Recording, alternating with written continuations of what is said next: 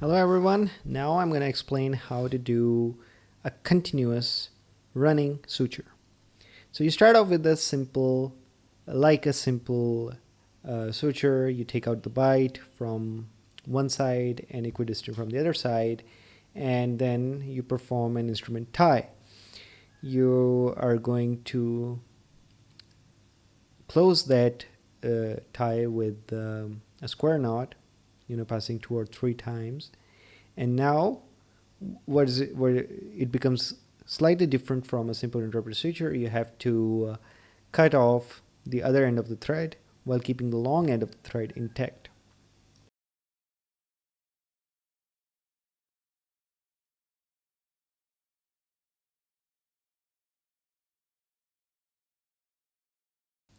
Now you just start taking the bite, from one end of the wound and taking the needle out from the other end. And in that case, it sort of like becomes continuous because there is just no interruption in the thread.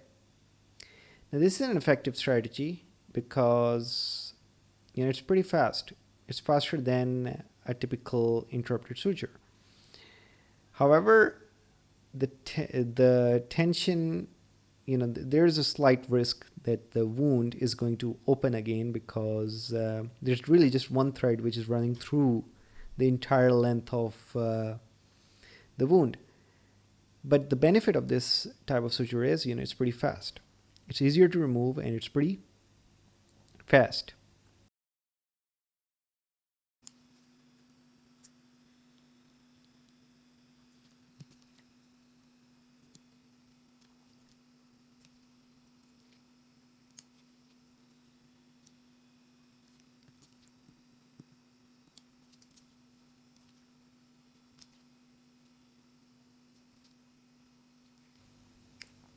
So this is one of the quicker methods of closing the wound.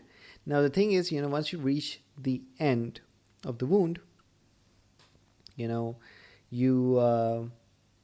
have to close it, because there are two different methods, that I know of, how to close it, how to end the continuous suturing, and that is basically either you do an Aberdeen's knot, as I'm going to do here, or you leave a loop and you tie it with an instrument.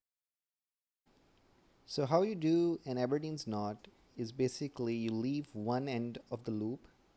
Once you take a bite, you don't pull the needle all the way through and you have got one loop.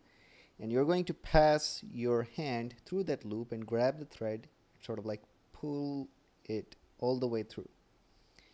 So I sort of ran out of battery, but I'll repeat it. Like you have got one loop and you've got one thread.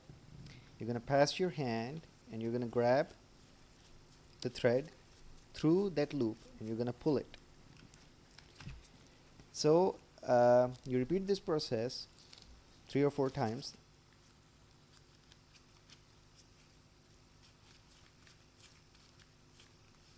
And then for the final time, you grab the needle and you pull it through the loop.